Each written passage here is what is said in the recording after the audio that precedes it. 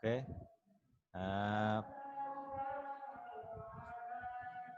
Pada pertemuan kali ini saya akan menjelaskan tentang kontrak praktikum dulu ya. Kontrak praktikum atau kuliah statistika 1 ini. Praktikum statistika 1 ya. Nah, praktikum statistika 1 ini bobotnya 1 SKS ya. Diberikan di semester 1 untuk prodi statistika. Adapun kompetensinya setelah mengikuti praktikum statistika 1, mahasiswa ini dapat menerapkan pada data real menggunakan metode statistika deskriptif, ukuran pemusatan dan penyebaran data, menghitung peluang dari variabel random dengan bantuan software Minitab. Nah, di sini ada 2 tawaran, Minitab dan SPSS atau SPSS, tapi saya gunakan yang Minitab aja biar lebih fokus ya. Atribut soft skill-nya meliputi kejujuran, disiplin, dan keaktifan. Adapun deskripsi mata kuliahnya meliputi statistika deskriptif, ukuran pemusatan dan penyebaran data, pengantar probabilitas, distribusi variabel random, nilai harapan, jenis distribusi probabilitas, baik diskrit maupun kontinu, dan distribusi sampling. Ya. Bahan bacaannya di sini ada 4 dari Walpole, judulnya pengantar statistika, Walpole dan Mayer, judulnya ilmu peluang dan statistika untuk insinyur dan ilmuwan, McLeaf, James, dan Terry Singh. Ya, ini judulnya statistik. Dan sebenarnya untuk praktikum ini kita menyediakan diktat praktikum statistika 1 ya, oleh tim dosen statistika. Ya. Cuma ini diberikan kalau kuliahnya offline, ya, dengan ganti ongkos cetak ya. Tapi karena kita online jadi nggak bisa dilakukan yang ini ya.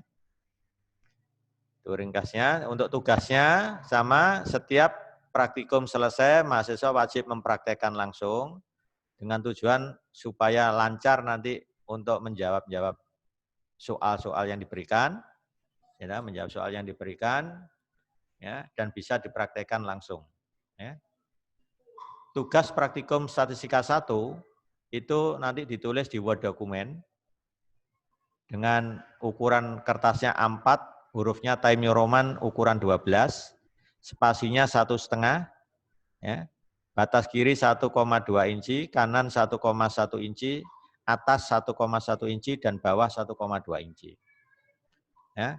Tugas ini nanti berupa apa? Hasil pengerjaan dengan Minitab, kemudian outputnya yang di Minitab itu di-copy.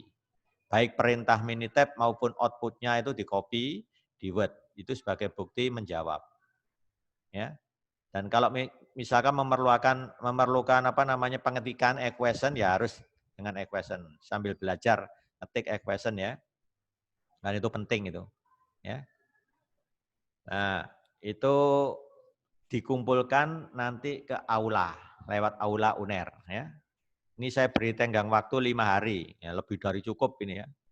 Padahal tugas dikerjakan kurang lebih 20 menit selesai. Ya. Ini sampai 5 hari ya. Nah ini jaga-jaga kalau ada mahasiswa yang rumahnya itu jauh, pedalaman ya, internetnya kurang jangkau lah itu. Kan bisa molor itu ya. Ya. Dan tidak boleh melakukan kecurangan yang jelas. Ya. Copy paste tidak boleh. Itu nanti dampaknya semua kena. Ya. Jadi kalau yang curang orang 5, yang membagikan hasil itu orang 1, berarti ke-6-nya kena semua. Ya. Jangan sampai curang gitu aja.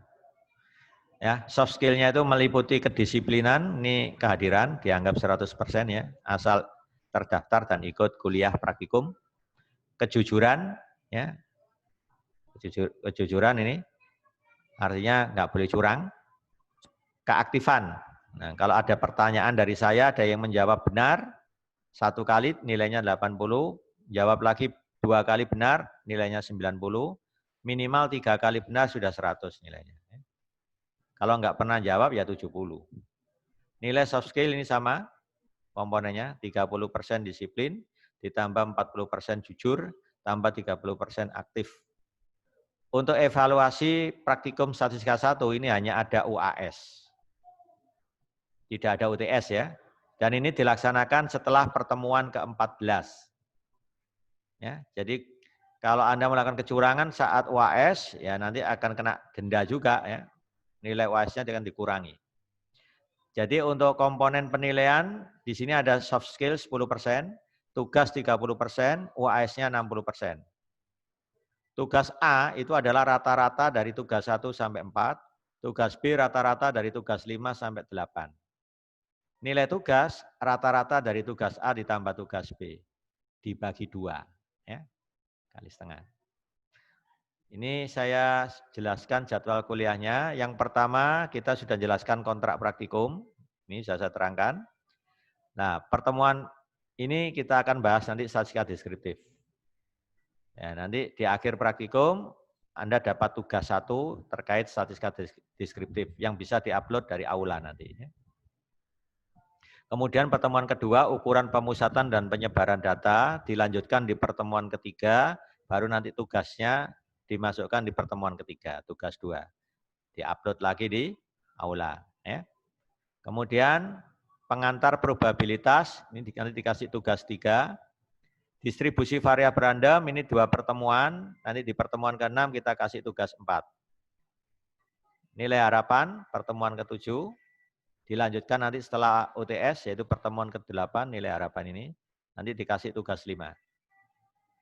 Jenis distribusi probabilitas, ini ada diskrit, ada kontinu. Jadi tugas 6, tugas 7 ya.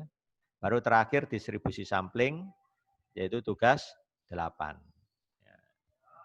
Ya, formatnya hampir sama dengan kontrak kuliah statistika 1. Cuma ini pengerjaannya full dengan menggunakan software Minitab. Ya, dengan software Minitab. Kecuali ya, pengantar probabilitas. Ini kan tidak bisa dipraktikumkan. Distribusi variabel random. Ini juga tidak bisa dipraktikumkan. Tidak bisa dipraktikumkan. Nah, kemudian nilai harapan juga nggak bisa dipraktikumkan. Jadi tugasnya nanti ya berupa soal dikerjakan gitu aja. Tapi diketik ya. Diketik. Ya, itu kalau mau lebih baik lagi soalnya ditulis dulu baru dijawab di bawahnya. Begitu ya. Ya, supaya lebih rapi nanti tampilannya. Ya. Nah, tugas ini penting nanti untuk melatih Anda persiapan ujian juga tentunya ya. Nah, cuma kalau ujian akhir praktikum khusus materi yang dipraktikumkan. Jadi yang meliputi apa? Statistika deskriptif, ukuran pemusatan dan penyebaran data, distribusi probabilitas, distribusi sampling. Ini nanti yang ikut ujian praktikum ya, ujian akhir semester untuk praktikum ya. Yang berbau teori ini kayak pengantar probabilitas, distribusi variabel random, nilai harapan ya nggak ikut di ujian praktikum. Ya. Nah, itu penjelasan saya tentang kontrak kuliah. Kalau kurang jelas bisa tanya melalui WA boleh. Ya, silakan cermati. Ini saya tutup, saya lanjutkan ke kuliahnya sekarang ya. Praktikumnya. Ya. Oke, saya tutup ini. Nah, ini kita masuk ke statistika deskriptif, saya ulang kembali. Ya, statistika deskriptif itu berhubungan erat dengan penyajian data. Penyajian data itu bisa menggunakan diagram, tabel, grafik. Ya, sudah saya jelaskan di kuliah kemarin. Ya. Ya, nanti ada apa? Ada histogram, ada diagram batang, ada diagram box plot, ada diagram garis, diagram lingkaran, ya kan? Kemudian ada diagram dan daun. Ya. Di sini saya tambahkan tabel frekuensi. Jadi tabel frekuensi itu menyajikan data dalam bentuk frekuensi. Jadi banyaknya di situ ya. Jadi banyaknya karyawan laki-laki, banyaknya karyawan perempuan. Nah, pokoknya intinya banyaknya. Itu frekuensi. Terus banyaknya mahasiswa ya. Dari departemen matematika misalkan gitu ya, dan seterusnya. Itu adalah tabel frekuensi. Nah, untuk penyajian tabel frekuensi itu bisa 1 arah, bisa 2 arah, bisa 3 arah. Nah, Minitab hanya menyediakan sampai 3 arah. Ya, enggak lebih. Nah, kalau satu arah itu maksudnya variabel kategoriknya hanya 1, kalau 2 arah variabel kategoriknya 2, kalau 3 arah variabel kategoriknya 3. Ini saya ambil contoh, saya punya data mentah yang sudah diringkas. Nah, yang sudah diringkas. Jenis kelamin ini variabel kategorik, agama variabel kategorik, pendidikan variabel kategorik. Tinggi badan dan berat badan adalah variabel numerik. Jadi ini sifatnya atau skalanya adalah rasio interval. Nah, gitu ya. Nah, dari data ini kita ingin menyajikan tabel frekuensi banyaknya dosen menurut jenis kelamin. Ya, banyaknya dosen menurut jenis kelamin. Berarti apa langkah yang harus kita lakukan? Karena menurut jenis kelamin berarti hanya satu variabel kategorik. Nah, itu jenis kelamin. Nah, langkah yang kita lakukan pertama adalah menginput data ini. Inputkan di Minitab, nanti hasilnya seperti ini. Nah, seperti ini. Jenis kelamin, agama, tinggi badan, berat badan, pendidikan. Ini ada kode C1T, itu artinya teks. C2 juga T, teks. C5 juga teks. C3, C4 bukan teks, karena nggak ada T-nya. Nah, ini supaya bisa dioperasikan, ini saya keluarkan prom MTB-nya dulu. Editor, enable. Nah, keluar ya, yang bisa digunakan untuk penghitungan ini sudah, kalau sudah keluar promnya ini ya. Nah, sekarang saya akan masuk ke ini. Nah, data setelah diinputkan di Minitab seperti ini, maka langkah yang dilakukan pertama kali untuk menyajikan apa tadi? Tabel frekuensi adalah pilih start. Kemudian pilih tabel. Pilih deskriptif statistik. Setelah itu masukkan variabel jenis kelamin ke for rows, ke baris. Habis itu klik variabel kategorik atau categorical variable. Ya. Setelah ini diklik, baru pilih pilihan kon dan total persen. Maka nanti yang muncul nanti kon sama total persen. Nah, seperti ini tampilannya. Klik double. Oke. Renungkan ini, langkah-langkahnya ringkas. Sekarang kita praktekkan di sini. Pertama pilih start, tabel, pilih deskriptif statistik. Nah, masukkan variabel rows. Nah, ini sudah masuk ini. For rows. Nah, variabel jenis kelamin. Nah, ini asalnya kan di luar ini tadi, ya. Ini kalau saya delete, nah, keluar kan? Di pendidikan ini saya delete, asalnya akan kosong gini. Nah, ini langsung jenis kelamin saya klik 2 kali, tapi posisi di rows. Nah, sudah. Habis itu categorical variable diklik. Nah, pilih kon sama total persen. Ini awalnya hanya satu yang dicentang, kon saja. Nggak ada total persen, ya Anda tambahkan saja. Ya. Nanti akan keluar total persen seperti ini. Seperti ini nanti keluarnya ya. Baru kita oke. Ya, kita oke lagi. Nah, ini hasilnya. Jadi yang dosen laki-laki ada 10 orang, persentasenya 66,67%. Dosen perempuan 5 orang, persentasenya 33,33%. Nah, total dosen 15, persentasenya 100. Gitu ya. Ini cara bacanya sangat simpel. Bagaimana sekarang pertanyaan yang B? Nah, pertanyaan B itu buat tabel frekuensi banyaknya dosen menurut jenis kelamin dan tingkat pendidikan. Berarti variabel kategorik yang masuk 2. Maka dikenal dengan 2 arah. Tabel frekuensi 2 arah. Jenis kelamin dan tingkat pendidikan. Gitu ya. Nah, ini cara menjalankannya hampir sama. Pilih start, pilih tabel, kemudian pilih deskriptif statistik. Setelah itu masukkan jenis kelamin ke rows, pendidikan masukkan ke kolom. Nah, ya, ini pendidikan masuk di kolom ini, yang disimpan di C5 tadi. Setelah itu kategori variabel diklik, jangan lupa pilih kon, total, persen, klik OK 2 kali. Nah, paham ya? Nah, kita praktekkan sama dengan tadi, start, tabel, pilih deskriptif. Nah, deskriptif. Nah, ini rows-nya jenis kelamin sudah, sekarang masukkan kursor di kolom, masukkan pendidikan, klik double klik. Kategorik jangan lupa pilih kon sama total persen. Kita oke lagi. Nah, jawabannya seperti ini. Nah, cara jawab, laki-laki berpendidikan S2 ada 6 orang, persentasenya 40%. Laki-laki S3 ada 4 orang, persentase 26,67%. Total persen untuk laki-laki 66,67%. Total frekuensi untuk laki-laki 10. Jadi 10 itu kalau dipersenkan jadi 66,67%. Ya. Nah, untuk perempuan yang bergelar S2 itu ada 2 orang, persentasenya 13,33%. Perempuan yang S3 3 orang, persentasenya 20%. Perempuan total ada 5, persentasenya 33,33%. Sekarang total yang bergelar S2 untuk laki-laki dan perempuan digabung, ini kan ada 8 ini, 6 tambah 2.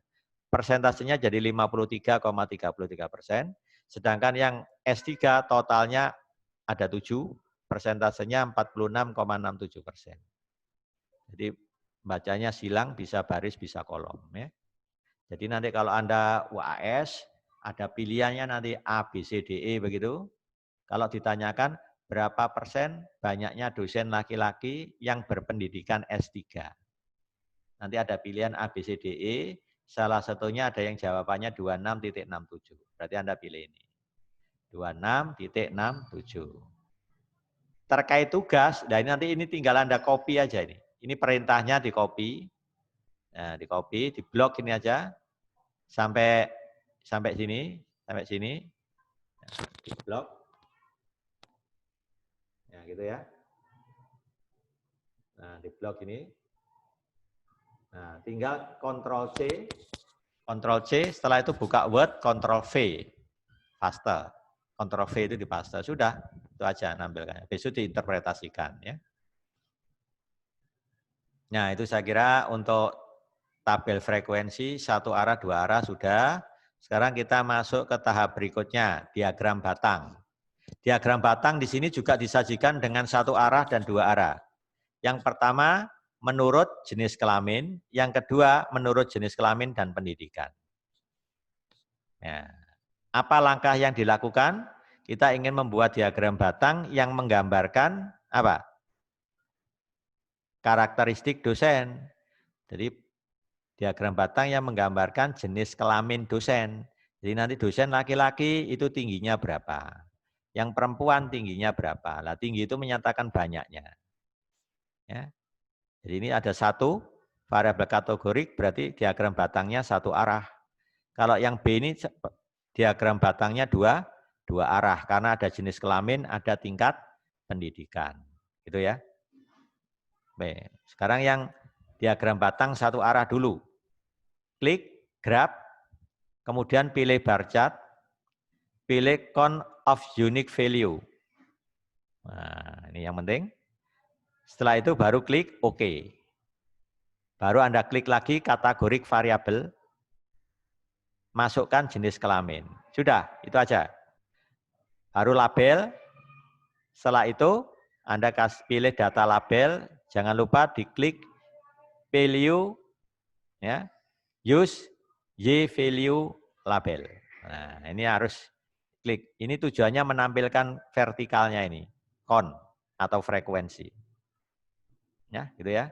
Sekarang kita peragakan. Ya, kita peragakan membuat diagram batang untuk jenis kelamin. Nanti akan tampil seperti ini. Pilih graf, bar chart. Nah, bar chart ya. Nah, pilih yang simple, ini sudah benar simple karena satu variabel kategorik. Posisi bar represent sudah benar, count of unique value. Baru kita oke. Nah, masukkan variabelnya adalah jenis kelamin. Ini sudah saya masukkan. Ya, kalau belum ya double klik aja. Jenis kelamin klik 2 kali masuk. Nah, kalau mau dicek satu-satu silakan. Chat optionnya pakai default, boleh. Scale-nya nggak usah, lompati aja. Label ini yang penting. Mau ngasih judul silakan. Diagram batang, banyaknya dosen menurut jenis kelamin. Nah, gitu ya. Misalkan judulnya gitu. Data label ini wajib. Nah, ini posisinya sudah di use value label. Awalnya di non ini, di non. Kalau gini nanti nggak keluar ini. Maka pindah ke use y value label baru oke. Nah, data view-nya pakai bar, sudah benar, pakai batang ya. Multiple graph-nya oke, ini sudah otomatis pakai graph yang sama, nggak ada pilihan lagi. Baru oke lagi. Nah, ini gambarnya seperti ini. Laki-laki ada 10, perempuan ada 5. Gitu ya. Oke, saya lanjut. Nah, saya akan menampilkan yang dua arah. Jadi menurut jenis kelamin dan pendidikan. Yang B. Ini langkahnya ini, silakan baca sendiri nanti ya. Nanti saya peragakan di sebelah kanan. Nah, pertama graph, diklik, pilih bar chart, posisi tetap count of unique value, cuma pindahkan dari sampel ke cluster. Karena lebih dari satu variabel kategoriknya, harus pakai cluster. Baru oke. Jangan lupa label, data label, klik use y value label. Double klik, oke, jalan. Ya. Begitu. Oke, saya peragakan. Graph, bar chart. Nah, ini count of unique value sudah benar ini. Ya, karena nggak ada variabel continue-nya nggak ada. Semuanya kategori kan? Apa tadi? Jenis kelamin, pendidikan kan kategorik semua. Maka posisi harus pakai ini. Jangan lupa cluster. Baru oke. Nah, ini jenis kelamin pendidikan sudah benar. Sudah masuk ke variabel kategorik. Nah, mau ngecek chart option-nya pakai default. Oke. Scale nggak perlu, label ini yang penting. Nah, data label harus diklik. Ini sudah benar, use y value label. Ya, data view-nya nggak perlu, sudah pakai bar otomatis ini defaultnya. Multiple graph, nah ini juga nggak perlu, sudah otomatis. Oke lagi. Nah, tampil seperti ini. Laki-laki yang S2 ada 6 orang. Laki-laki yang S3 ada 4 orang. Perempuan yang S2 2 orang, perempuan S3 3 orang. Ya. Itulah diagram batang dua arah ini namanya. Dua arah. Oke, ini diagram batang dua arah. Sekarang saya tutup. No. Saya akan lanjutkan berikutnya ke diagram apa? Lingkaran. Nah, diagram lingkaran. Diagram lingkaran ini hanya menyajikan satu variabel kategorik. Ya, yaitu apa? Diagram lingkarannya jenis kelamin, diagram lingkarannya tingkat pendidikan, bisa begitu. Diagram lingkaran untuk agama, bisa juga. Ya. Pokoknya yang sifatnya kategorik. Di sini saya contohkan diagram lingkaran untuk jenis kelamin. Ya, lihat ini, praktikum 2.3. Diberikan data karakteristik dosen di perguruan tinggi, ya, seperti disajikan di tabel 21, datanya ini kan tadi, datanya ini. Berdasarkan data tersebut, buatlah diagram lingkaran yang menggambarkan frekuensi dosen menurut jenis kelamin. Nah, menurut jenis kelamin. Ini langkah-langkahnya. Pertama, pilih graph. Ya. Terus pilih pie-chart. Pilih chart count of unique value, karena nggak ada variabel continue. Kategorik saja. Ya, begitu. Jadi pilih chart of unique value. Setelah itu, di variabel kategorik masukkan jenis kelamin. Jangan lupa, ini label, baru slice label, ini harus diklik nanti ya. Kemudian pilih keterangan yang ingin dimasukkan untuk masing-masing variabel kategori. Nah, baru Anda pilih persen, oke. Nah, kalau pilih persen itu berarti yang muncul nanti diagram lingkarannya berubah persen. Bisa juga Anda pilih count atau frekuensi. Yang keluar nanti frekuensi. Ya. Nah, nanti akan keluar hasil diagram lingkarannya seperti ini. Nah, sekarang kita peragakan. Pertama, grab, pilih picat. Picat, ya. Nah, masukkan apa? Jenis kelamin, posisi sudah benar, chart count of unique value. Sudah benar ini. Jangan dipindah ke tabel, jangan. Ya. Ya. Jenis kelamin. Sudah masuk, baru pilih P option. Pakai default aja. Label. Nah, ini dikasih judul, silakan diagram lingkaran. Nah, jenis kelamin dosen, misalnya.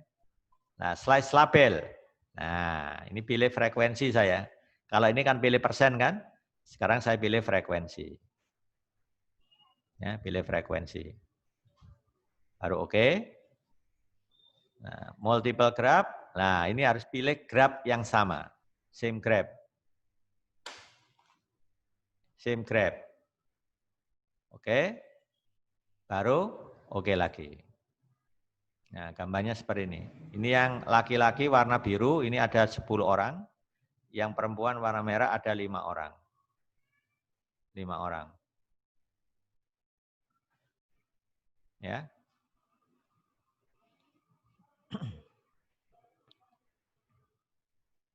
Sudah, seperti itu. Ini yang diagram lingkaran.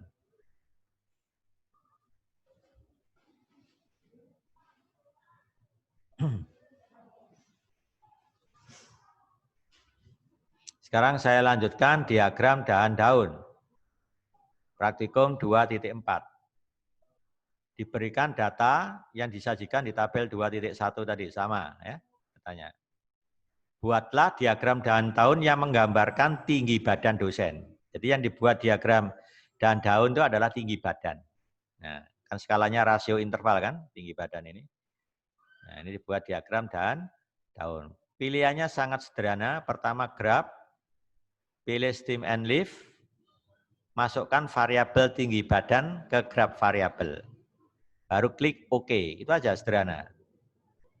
Nanti akan tampil diagram dahan daun seperti ini. Sekarang kita peragakan. Graph, pilih stem and leaf. Ini ya.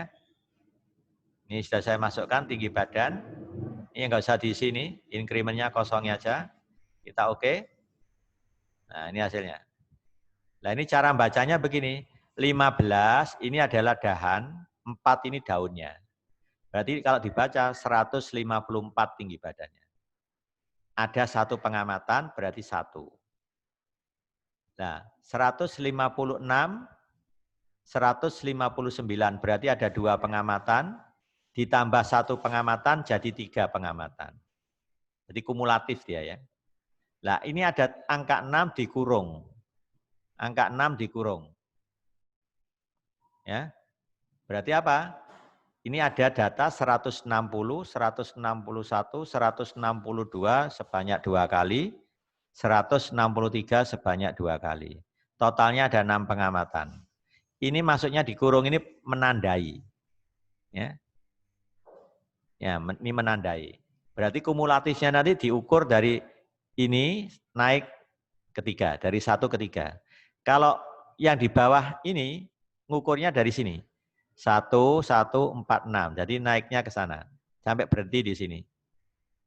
Nah, kita lihat. Data tertinggi itu 180. Berarti hanya 1 pengamatan. Ya kan? Kemudian data 170-an berapa nggak ada di sini. Ini kosong, nggak ada data. Berarti tetap bertahan 1. Karena ada 180 tadi. Setelah itu ada 173, 173, 174. 3 pengamatan kan? Ketambahan 1 data jadi 4. Di sini ada 3 data, ya, ketambahan 1 data jadi 4. Kemudian ada data 165, 166, 2 pengamatan. 2 pengamatan, data sebelumnya tadi 4 pengamatan jadi 6. Begitulah cara membacanya diagram dahan daun ya untuk Minitab. Beda dengan SPSS. Kalau SPSS 154 berarti 1. Ini ada 2 pengamatan berarti 2. Ini berapa pengamatan?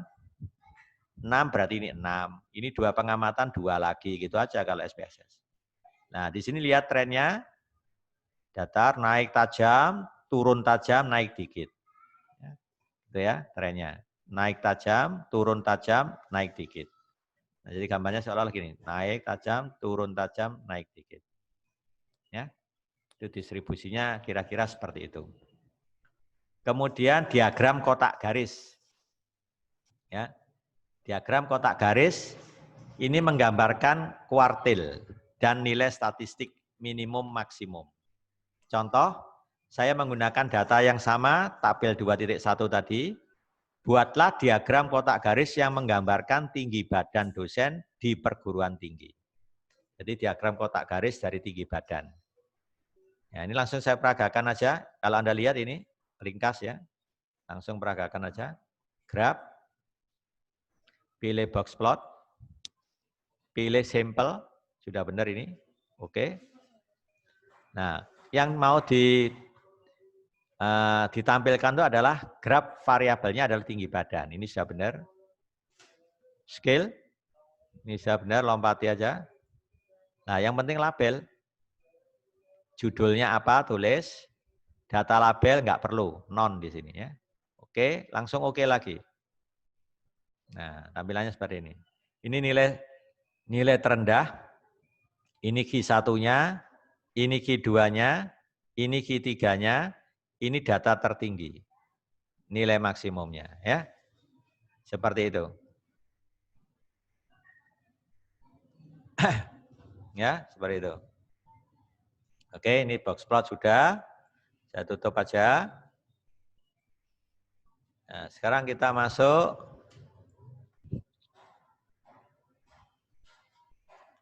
ke praktikum berikutnya 2.6.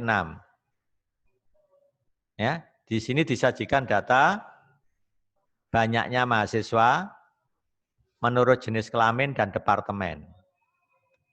Departemennya di sini ada 3, matematika, fisika, kimia. Ya.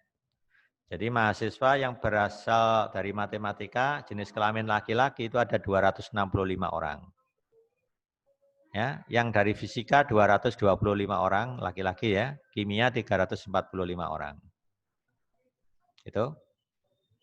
Nah, kalau kita ingin menyajikan data dalam bentuk frekuensi, ya, dalam bentuk frekuensi seperti ini, berdasarkan data tersebut buatlah penyajian data dalam bentuk diagram batang yang menggambarkan jumlah mahasiswa pada masing-masing departemen berdasarkan jenis kelamin mahasiswa. Jadi di mana nih? Untuk jenis kelamin laki-laki dari departemen matematika sekian, dari fisika sekian, kimia sekian. Untuk yang perempuan misah ya nanti ya, matematikanya sekian, fisikanya sekian, kimianya sekian. Kurang lebih seperti itu tampilannya nanti. Nah seperti ini ya. Laki-laki, matematik sekian orang, fisika sekian orang, kimia sekian orang. Nah, sekarang cara input datanya, ini ada beberapa versi. Saya pakai versi pertama. Pertama saya tulis laki-laki dulu. Laki-laki muncul 3 kali. Nah, ya kan? Laki-laki muncul 3 kali. Jadi laki-laki, laki-laki, laki-laki. Tapi departemennya beda-beda, matematika, fisika, kimia. Matematika, fisika, kimia. Baru nilainya 265, 225, 200, 345. Nah, ditulis di transpos seperti transpos gitu ya. Ini cara pertama. Kemudian baru perempuan, muncul 3 kali kan? Dari matematika 250, dari fisika 240, dari kimia 160. Nah, itu cara pertama. Boleh juga Anda pakai gini ngetiknya. Ya, jenis kelamin, apa jenis kelamin? Ada laki-laki perempuan. Laki-laki perempuan, tapi departemennya matematika. Boleh.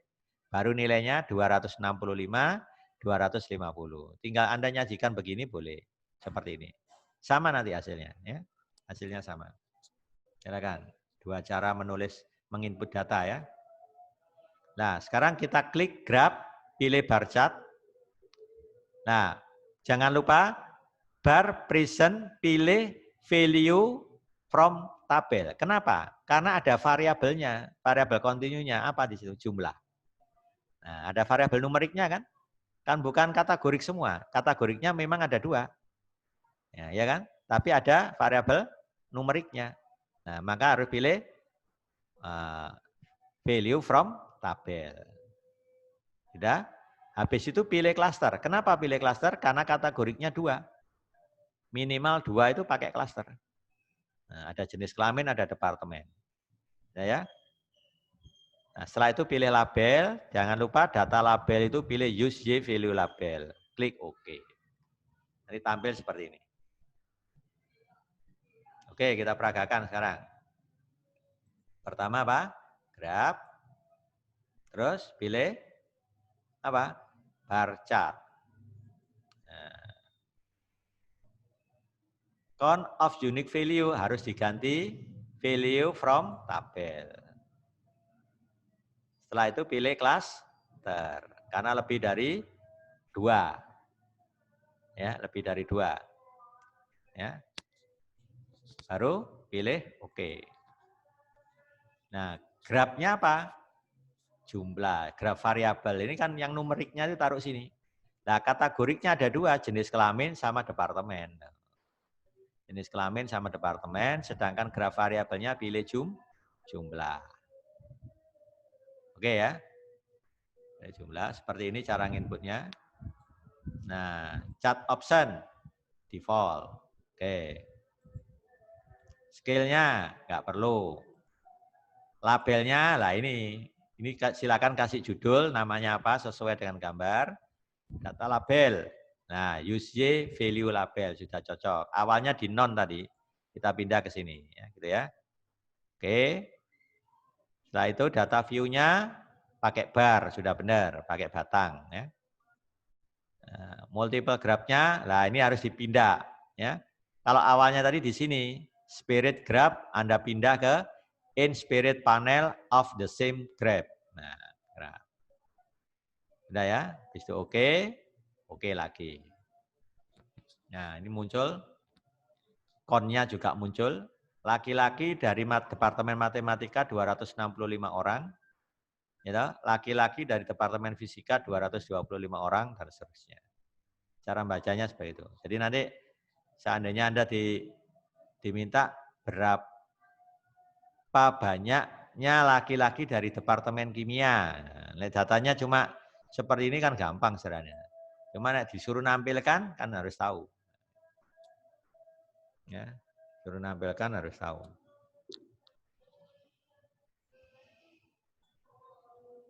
Sudah?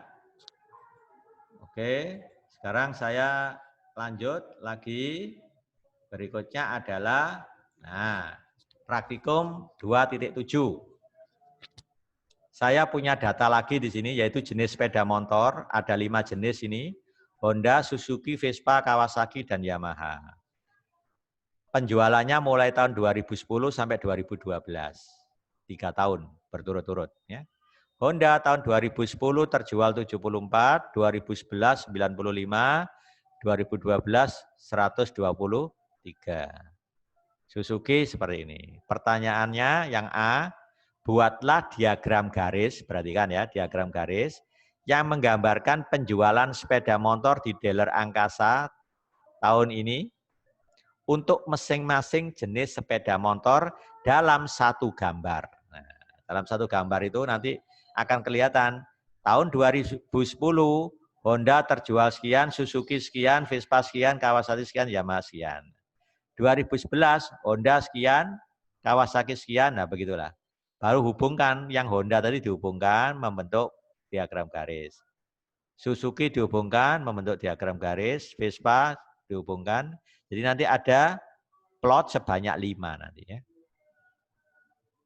Kalau diilustrasikan hasilnya nanti seperti ini ya. Gimana cara menampilkan ini? Silakan baca perintahnya di sini.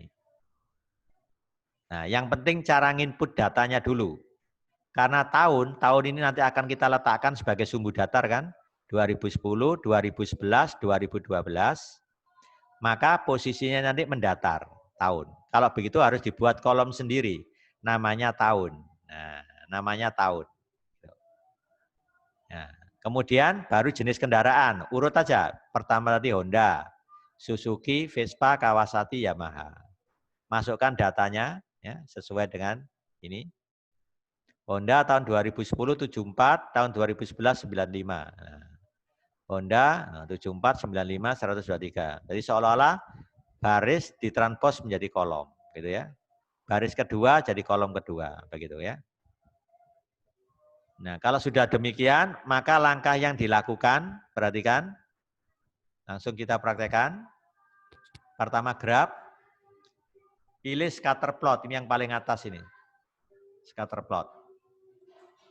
Anda pilih connect line, nah, garisnya dihubungkan. Jangan lupa oke. Nah, baru masukkan data, ini asalnya kosong tadi, coba saya kosongin aja. Ini kalau nggak mau ini harus satu-satu nih delete-nya. Ya, pokoknya masukkan satu-satu lah. Nah baru tahun ya, tahunnya ini sebenarnya satu-satu juga masukkannya ya. Jadi gini, pertama saya Honda, masukkan Honda Click double. Nah, baru X-nya pilih tahun double. Setelah itu masuk ke sini, pilih apa? Suzuki tahun. Kemudian Vespa, ini kan Vespa tahun. Kemudian Kawasaki tahun, dan terakhir Yamaha tahun. Kalau sudah, coba cek satu-satu. Scale, lompati, label. Nah, data label jangan lupa. Nah, use value label. Ini asalnya non tadi, saya pindahkan ke sini. Oke. Data view nggak usah. Sudah otomatis simbol connect line. Nggak usah diotak-atik, sudah sesuai default ini. Nah, yang penting multigraph. Asalnya tadi di sini. Pindahkan ke overlay on the same graph. Jadi digambar di graf yang sama dalam satu grafik gitu ya. Oke. Nah, baru oke lagi. Nah, ini kalau hanya seperti ini. Jadi kalau ditanya tahun 2012 kendaraan yang terjual tertinggi, yang hasil penjualannya tertinggi apa? Biru ini, Honda. Disusul Suzuki. Ya, kemudian apa? Hitam ini apa? Yamaha. Habis Yamaha, Kawasaki. Nah, Vespa turun terus, nggak pernah naik. Ya, nggak laku sekarang Vespa. Ya. Nah, itulah. Kalau sudah begini, interpretasinya mudah sekali. Sudah bisa menjawab semua pertanyaan ini. Sudah. Nah, jadi semua pertanyaan yang di sini bisa dijawab. Jenis sepeda motor apakah yang paling banyak terjual pada tahun 2012? Nah, tahun 2012 yang paling banyak adalah Honda, jawabnya. Ya kan? Jenis sepeda motor apa yang penjualannya terus menurun dari tahun 2010 sampai 2012? Jawabnya Vespa, terus menurun. Ya. Pada tahun berapakah Yamaha paling banyak terjual? Yamaha berarti hitam kan? Paling banyak terjual berarti tahun 2012. Kalau di tahun 2010 ini 89, ini 91. Ya kan? Kan kelihatan. Ya, begitulah. Ya. Ya, untuk nanti Anda mau berlatih, ya, latihan nanti ada tugas di situ yang harus Anda upload di aula. Itu nanti ada tugas 1, praktikum statistika 1. Sesuai kontrak praktikumnya tadi. Ini Anda upload di aula, silakan ada tugas 1 nanti diupload di aula ya. Dari tugas 1, praktikum statistika 1. Nanti masuk pokok bahasan kedua, selesai ada tugas 2, nah, upload lagi di aula. Jadi kirim jawabannya lewat aula dalam bentuk Word ya, sesuai kontraknya tadi. Nanti silakan dilihat lagi kontrak yang saya jelaskan di awal pertemuan tadi ya.